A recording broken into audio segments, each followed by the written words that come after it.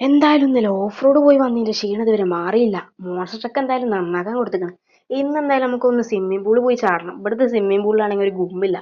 നമുക്ക് നേരെ കടലിൽ പോവാം. കടലിൽ ഫ്രണ്ടിനെയും കൂട്ടി പോയാ പോരെ. എന്തായാലും നമുക്ക് കാർ എടുക്കാം. അയ്യോ, ഇത് ആരാ വിളിക്കുന്നേ?